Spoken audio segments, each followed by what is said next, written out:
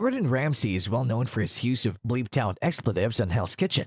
However, if he had fallen off a 280-foot cliff in Iceland, any expletives he might have uttered would have literally dropped with him and would have been heard loud and clear. The tragic accident occurred in 2008 while filming the F Word, Ramsay's show about aspiring chefs cooking for a group of 50 diners who served as the meal's final critics. How did this incident occur?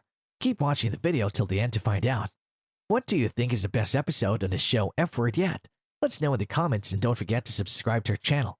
Ramsay was in Iceland for this episode, researching the use of puffin for food and embarked on a puffin catching adventure with a professional guide along a steep, rocky cliff overlooking chilly waters. Catching puffins entails waving a large net around in the air until a bird becomes entangled, which appears difficult even when perched on the edge of a cliff.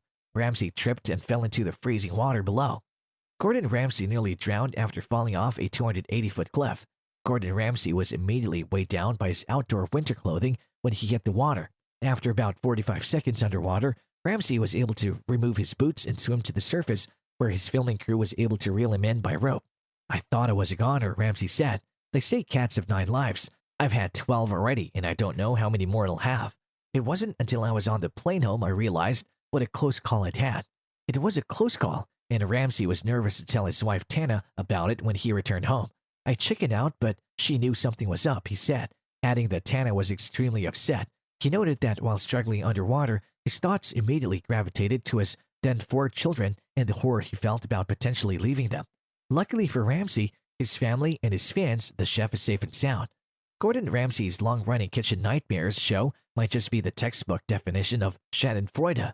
The BAFTA and Emmy-winning program, which has versions in both the United States and the United Kingdom, follows the hot-headed Michelin-starred chef as he visits various failing restaurants and tries to figure out what's wrong and how to fix it. The underlying issues, however, frequently lead to explosive standoffs between the Scotsman and the people he's there to help, thanks to obnoxious, arrogant owners, hapless chefs, and undermining staff. There are 12 seasons and thus over 100 episodes to choose from between the fiery US version and the slightly more understated UK version of Kitchen Nightmares. However, some are far more memorable than others. Whether for their sheer incompetence, Ramsay's wildly colorful insults, or, on rare occasions, a heartwarming moment or two, these episodes of Kitchen Nightmares are, in our opinion, the must-sees.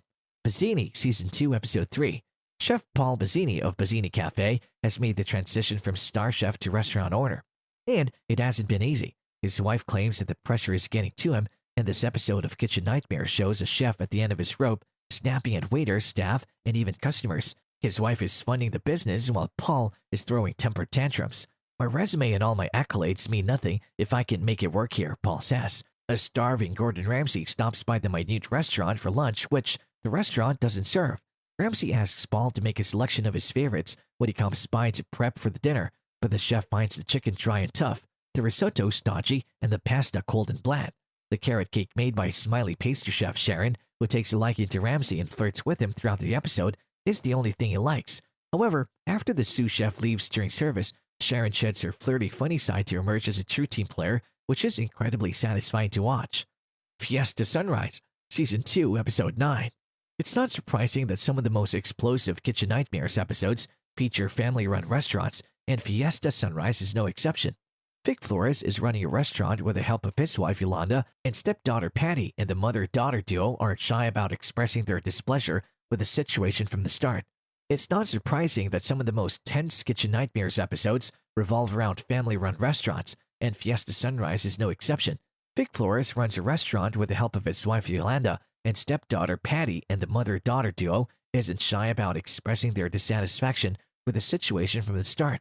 La Gondola, Season 3, Episode 4. The gondola has been in operation since 1968, adding a touch of glitz to Derby, England. Today, it is relying on its reputation and failing. The new owner adores the historic establishment, which is a bit of a time warp, according to Gordon Ramsay, with plastic flowers and 70s chandeliers. Chef Ramsay is always a little softer in the UK version of Kitchen Nightmares, but there are some pretty funny moments in this episode, such as when the head chef tries to hide powdered minestrone from the crew and when he defends the dated menu, which he's been cooking since he arrived in the 1970s. The Runaway Girl, Season 6, Episode 1. Tapas restaurant The Runaway Grill in Sheffield, England, has strained the friendship of owner Justin and chef Richie, who has a fouler mouth than Gordon Ramsay. Richie is obviously bitter after his childhood friend poached him from a previous job to help him run this spot with shitty equipment and no budget for anything fresh. At this point, Richie says, "I couldn't give a fuck, I could just walk." Why is this episode of Kitchen Nightmares one of our favorites? The catharsis of Richie's candor with Ramsay about his frustrations and watching him go off on his childhood friend with some highly colorful turns of phrase. The Hot Potato Cafe, Season 3, Episode 1. Gordon Ramsay has a knack for highlighting the hypocrisy of some restaurant decisions, and watching him try to understand the bumbling that has led the family-run Hot Potato Cafe to serve him frozen potatoes is pretty amusing. We love the Kitchen Nightmare scene in which he demands to know where the inside of his baked potato is. Spoiler alert, it's in the mashed potatoes. After Ramsay revamps the menu, it's really fun to watch young chef Danielle, the owner's niece, rise to the occasion and really impress the Michelin-starred chef, despite initially telling cameras that she had no interest in cooking professionally at all. J. Willie's, Season 2, Episode 6. Gordon Ramsay pays a visit to J. Willie's, a failing barbecue restaurant in South Bend, Indiana. Because the owners live 3 hours away, they delegate authority to a manager who has proven to be inept and has sent the restaurant's business into a tailspin. J. Willie's menu is uninspired and poorly executed, from the generic jarred barbecue sauce to the overly fatty ribs. What makes this episode unique? After commenting on how depressing the atmosphere is, calling it sad and grim, and describing how the dirty floor looks like, it's had 1,000 buffaloes walk all over it. Ramsay's loaded baked potato pizza comes out looking so atrocious that he hilariously asks a table of priests nearby to give his food a blessing. But after Ramsay redesigns the restaurant's layout and reimagines its menu, the genuine joy and gratitude that the owners and staff display makes this a memorable episode with a truly wonderful emotional arc. The Fenwick Arms, Season 4, Episode 2. Despite its idyllic setting in the heart of the Lancashire countryside, the Fenwick Arms has no idea what makes a pub a pub. And it's not for lack of trying that the married co-owners haven't taken more than 2 days off in 2 years. The tacky decor and overwrought table settings are all wrong. Despite Chef Brian's 3 decades of experience, Gordon Ramsay remarked, "It's got all the formality and awkwardness of a wake, and the food isn't much better, with dishes described as pompous and absurd beyond belief." After shrinking Chef Brian, this episode of Kitchen Nightmares focuses on making the pub more homey and traditional, with Ramsay teaching the pair how to get back to basics. Jackson Waterfront, Season 2, Episode 7, the Kitchen Nightmares episode. Jackson Waterfront has all of the elements that fans of the show love. Feuding, lying owners, a booze-guzzling manager, and some truly vivid descriptions of how bad the food is. When the food at the restaurants he visits is bad, Gordon Ramsay doesn't hold back. He has a few go-to criticisms such as ghastly, greasy, and the ever-popular bland.